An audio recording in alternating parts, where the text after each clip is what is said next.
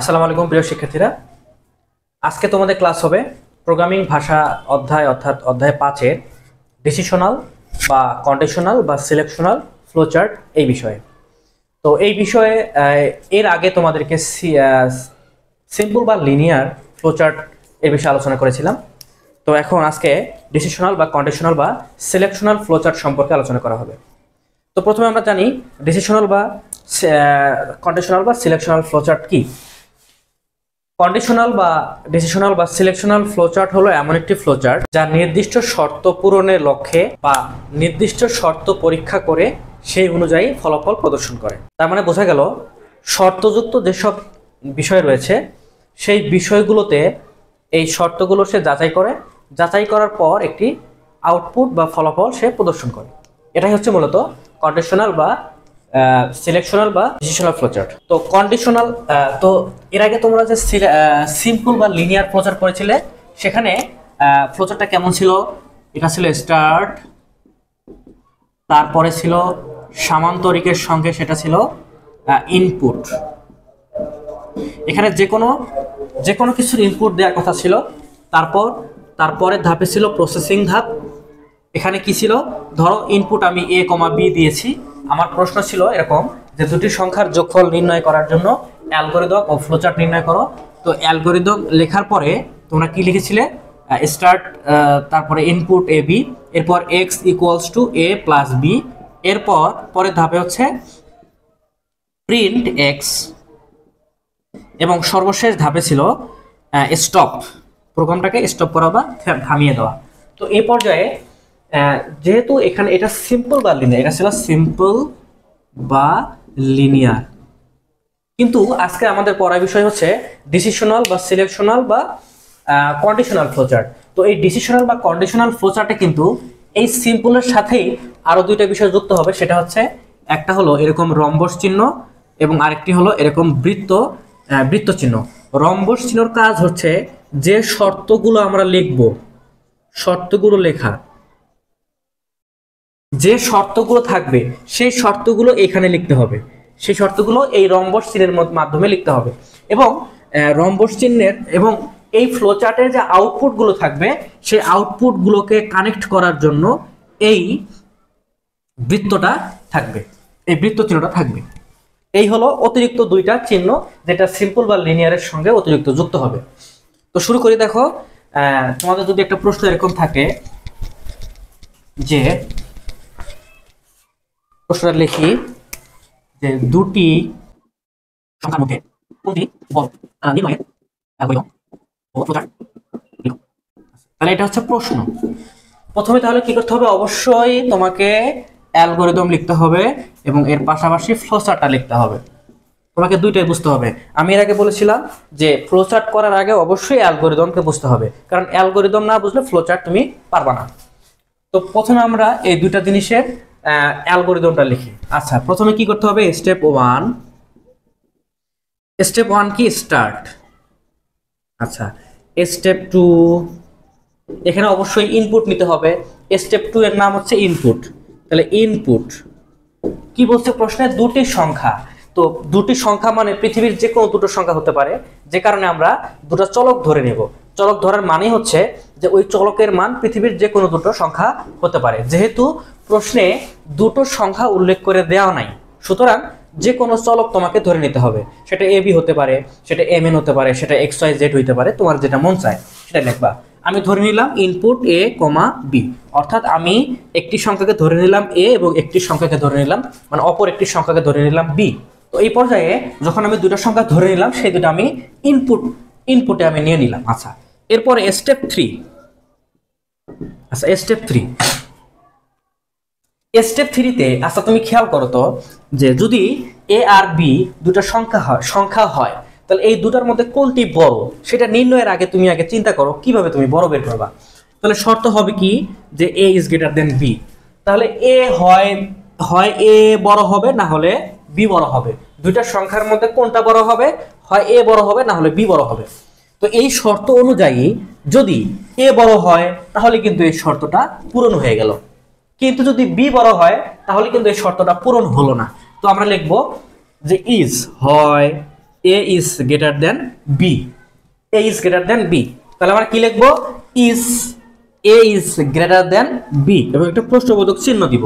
তাহলে যদি A is greater than B হয়, তার মানে এ যদি বি এর থেকে বড় হয়, তাহলে কি হবে, যদি ইয়েস হয় তাহলে এ ইজ লার্জেস্ট।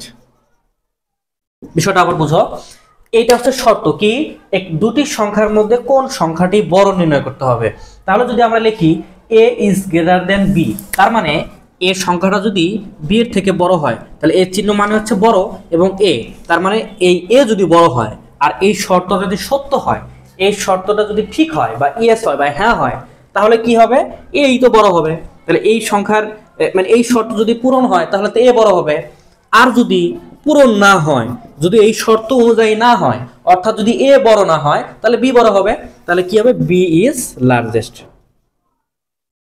এই বিষয়টা তোমাকে বুঝতে হবে, তাহলে তুমি দুইটা সংখ্যা, তিনটা সংখ্যা, পাঁচটা সংখ্যা, 10টা সংখ্যা যাই বলুক না কেন, তুমি এটা বের করতে পারবা। এবং স্টেপ 4 হবে স্টপ। আশা করি অ্যালগরিদম তোমরা বুঝতে পারছো। এখন ফ্লো চার্টটা কি করব, ফ্লো চার্ট ঠিক অ্যালগরিদমকে অনুসরণ করেই হবে, যা ছিল ঠিক তাই হবে। তো স্টেপ 1 কে আমরা বলি বৃত্ত, তাহলে স্টার্ট মানে ডাম্বেল, স্টার্ট হচ্ছে ডাম্বেল আর স্টপও কিন্তু ডাম্বেল, স্টপ। আর মাঝখানের যেগুলো দ্বিতীয় ধাপটা হচ্ছে ইনপুট ধাপ, তাহলে এখানেও স্টেপ 2, স্টেপ 2টা কিন্তু ইনপুট, তাহলে আমি কি করব, সামান্তরিক দিয়ে এটাকে ইনপুট হিসেবে নিব, ইনপুট এ কমা বি। এরপর স্টেপ 3, স্টেপ 3 তে এসে কিন্তু এখানে শর্ত যুক্ত হয়ে গেল। যখনই শর্ত যুক্ত হবে তখনই কিন্তু রম্বস চিহ্ন ব্যবহার করতে হবে। তাহলে খেয়াল করো, তো আমার এখানে শর্ত ছিল, তাহলে আমি কি করলাম, প্রথমে স্টার্ট দিলাম, তারপরে ইনপুট দিলাম। এরপরে আমি শর্তটা লিখবো কিভাবে, শর্ত লিখতে হবে রম্বসের ভিতরে। তো আমার শর্ত কি আছে, এখানে শর্ত আছে যে is A is greater than B, তাহলে আমি ওই শর্তটা লিখবো A is greater than B এবং প্রশ্নবোধক চিহ্ন দিব। যদি A is greater than B হয়, অর্থাৎ এই শর্তটা ঠিক হয়, তাহলে যদি ইয়েস হয়, যদি হয় ইয়েস, তাহলে আমাকে কি প্রদর্শন করতে হবে সেটা লিখতে হবে সামান্তরিকের ভিতরে। তাহলে যদি ইয়েস হয় তাহলে এ ইজ লার্জেস্ট, আর যদি শর্তটি যদি নো হয় তাহলে কি হবে, বি ইজ লার্জেস্ট। তাহলে বিষয়টা কি দাঁড়াইলো, বিষয়টা হলো প্রথমে আমি স্টার্ট দিয়ে শুরু করব, তারপরে ইনপুট দিব, ইনপুটের পরে আমার শর্ত, প্রথমে স্টার্ট ইনপুট, তারপরে স্টেপ 3 হচ্ছে শর্ত, শর্তটা কি A is greater than B, A is greater than B. যদি ইয়েস হয় তাহলে এ ইজ লার্জেস্ট, আর যদি নো হয় তাহলে বি ইজ লার্জেস্ট। এরপর এই দুটোকে আমি কানেক্টর চিহ্ন দিয়ে যুক্ত করে দেব, তারপর এটাকে স্টপ ডাম্বেল দিয়ে স্টপ দিয়ে আমি এটাকে থামিয়ে দেব। এই হচ্ছে দুটি সংখ্যার মধ্যে কোন সংখ্যাটি বড় সেটা নির্ণয়ের অ্যালগরিদম এবং ফ্লোচার্ট। এবার যদি বলে তিনটি সংখ্যার মধ্যে কোনটি বড় সেটি নির্ণয়ের অ্যালগরিদম ও ফ্লোচার্ট লেখো, সেটা কি হবে, তাহলে এবার হবে তিনটি সংখ্যার মধ্যে, তিনটি সংখ্যার মধ্যে কোনটি বড় তার নির্ণয়ের অ্যালগরিদম ও ফ্লোচার্ট নির্ণয় করো। তাহলে আমি প্রথমে এদিকে অ্যালগরিদম লিখবো, এদিকে ফ্লোচার্ট লিখবো। তাহলে প্রথমে আমি কি দিব, স্টেপ 1 স্টার্ট, স্টেপ 2 এখানে দেব ইনপুট, যেহেতু এইবার সংখ্যা কিন্তু তিনটা তাহলে আমি দিব এ বি সি, তাহলে আমি ইনপুট দিব এ বি সি, যেহেতু এবার সংখ্যা তিনটা বলছে, তিনটার সংখ্যার মধ্যে কোনটি বড়। এরপর স্টেপ 3, এই ধাপটা একটু ভালো করে খেয়াল করো। আচ্ছা দেখো, ইনপুট এবিসি, প্রথমে একটু বোঝার চেষ্টা করো। ধরো যে 3 ভাই আছে এখানে, এক ভাই নাম এ, এক ভাই নাম বি, এক ভাইয়ের নাম সি।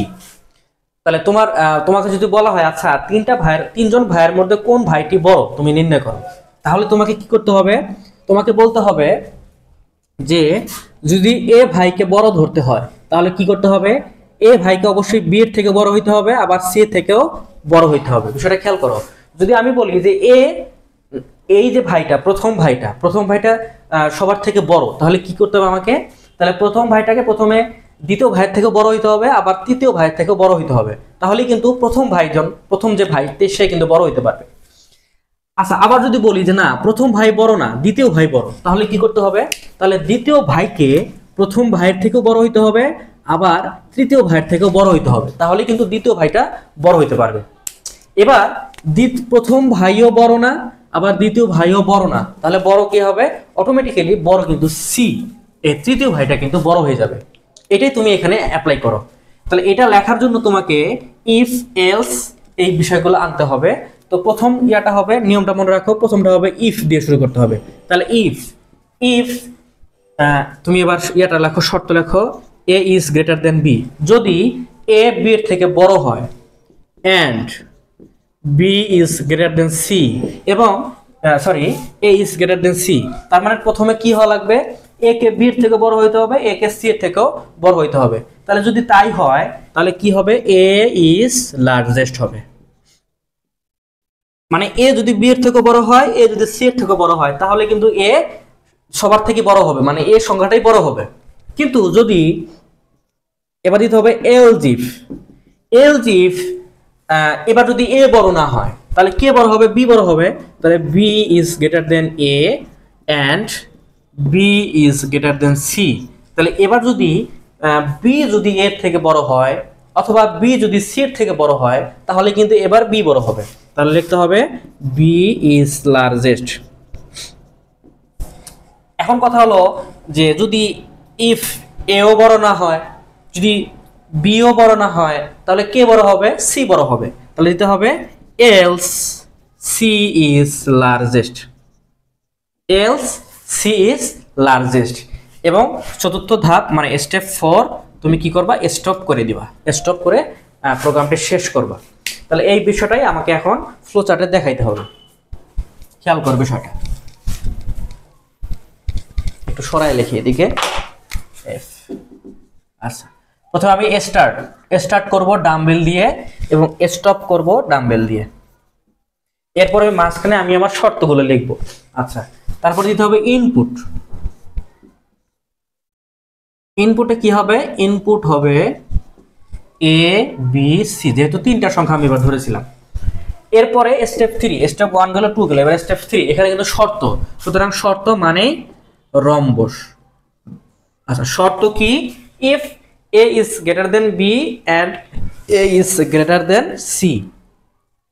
তাহলে ওইটা লিখতে হবে যে if A is greater than B and A is greater than C. এই শর্তটাই কিন্তু আমি, যেটা আমার শর্তে ছিল সেটা কিন্তু আমি লিখলাম। আচ্ছা, যদি এটা ইয়েস হয় তাহলে কি হবে। আচ্ছা, আরেকটা বিষয় হলো, তুমি ইয়েস চাইলে এদিকেও লিখতে পারো, আবার নো এদিকে লিখতে পারো, অথবা তুমি ইয়েসটা এদিকেও লিখতে পারো, এদিকেও নো লিখতে পারো। তোমার যেদিকে সুবিধা হয়, যেদিকে তুমি বোঝো সেটা লিখতে পারো। আচ্ছা, যদি শর্তটা ইয়েস হয় তাহলে কি হবে, তাহলে হবে প্রিন্ট এ ইজ লার্জেস্ট।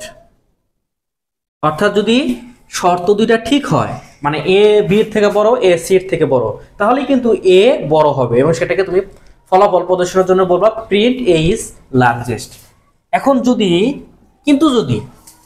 এই শর্তটা ঠিক না হয়, তাহলে সে কিন্তু এই প্রোগ্রামটা কি করবে, দেখো খেয়াল করো, এই প্রোগ্রামটা শুরু করে ইনপুটে গিয়ে তারপরে এই শর্তে আসবে। আসার পরে কম্পিউটার কি করবে, দেখবে যে আসলে এ কি বি এর থেকে বড় আর সি এর থেকে বড় কিনা। যদি বড় হয় তাহলে সে এখানে এসে, এইদিকে এসে, এখানে এসে ইয়েস ফলাফল প্রদর্শন করবে এবং ফলাফলে সে এ কে বড় দেখাবে।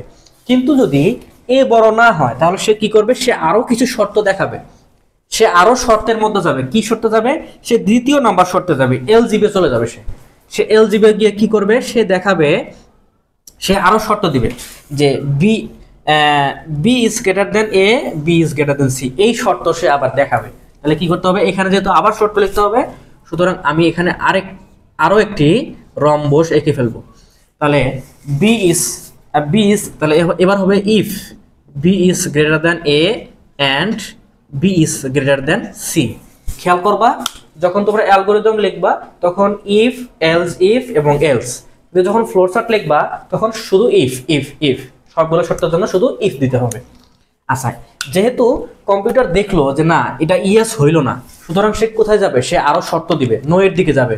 নো এর দিকে যাওয়ার পরে সে শর্ত দিবে, শর্ত দিয়ে শর্তগুলো দিবে। কোন শর্ত দিবে, এইখানে যে শর্ত ছিল সেটা কি, যে else if B is greater than A and B is greater than C, এই শর্ত সে কিন্তু দেখাবে।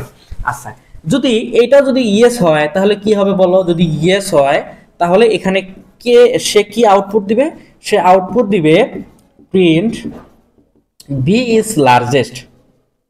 কেন? কারণ এই শর্ত পূরণ হয়ে গেছে যে বি এর থেকে বড়, বি সি এর থেকেও বড়। তাই যদি হয় তাহলে তো বি বড় হয়ে গেল, তাহলে বি ইজ লার্জেস্ট। কিন্তু যদি বি সি এর থেকে বড় না হয়, যদি বড় না হয় তখন কি হবে? যদি সি এর থেকে বড় না হয় সেক্ষেত্রে সি বড় হবে। তাহলে সেক্ষেত্রে কি হবে? সেক্ষেত্রে হবে C is largest. C is largest, সেক্ষেত্রে কিন্তু সি বড় হয়ে যাবে। তাহলে যদি বি বড় না হয় সেক্ষেত্রে কিন্তু সি বড় হবে, অর্থাৎ সি ইজ লার্জেস্ট হবে। আচ্ছা, তোমরা এখানে চাইলে ট্রু ফলস দিতে পারো, এটা শর্ত যেহেতু সেহেতু ট্রু ফলস, মিথ্যা এবং সত্য দিতে পারো, সমস্যা নাই, এটা দিলেই ভালো হবে। তাহলে ট্রু আর এখানে ফলস। তাহলে যদি আরেকবার একটু রিক্যাপ করি, প্রথমে স্টার্ট দিতে হবে, তারপরে ইনপুট দিতে হবে তিনটা সংখ্যা এবিসি। তিনটা সংখ্যা দেওয়ার পরে তৃতীয় নাম্বার ধাপে শর্ত যুক্ত হয়ে গেল। তার মানে তিনটা সংখ্যার মধ্যে কোনটি বড়? তাহলে প্রথম ভাই, দ্বিতীয় ভাই, তৃতীয় ভাই, এ বি সি। তাহলে প্রথম ভাইকে বড় হইতে গেলে তাকে দ্বিতীয় ভাই এবং তৃতীয় ভাই দুজনের থেকে বড় হইতে হবে। তাহলে শর্তটা হবে A is greater than B, A is greater than C. যদি সত্য হয় তাহলে অবশ্যই এ বড় হবে, আর যদি সত্য না হয় তাহলে সে আরো কিছু শর্ত দেখাবে। সেই শর্তটা কি? শর্তটা হইলো যে বি এর থেকে বড়, বি আবার সি এর থেকে বড়। এই যে তাই আসছে, B is greater than A and B is greater than C. যদি এইটা সত্য না হয়, কি সত্য না হয় না, সরি, যদি সত্য হয় তাহলে কিন্তু বি বড় হয়ে গেল, আর যদি সত্য না হয় তাহলে কিন্তু সি বড় হইলো। আচ্ছা, এখানে সি এর বেলায় কেন শর্ত লাগলো না, বিষয়টা খেয়াল করো। যদি এ বড় হয় তাহলে বি এর থেকে বড়, সি এর থেকে বড়, কিন্তু যদি এ বড় না হয় তাহলে বি বড়। তাহলে বি বড় হতে গেলে কি লাগবে? এর থেকে বড় হওয়া লাগবে, সি এর থেকে বড় হওয়া লাগবে। কিন্তু এবার বিও বড় না, তাহলে কে?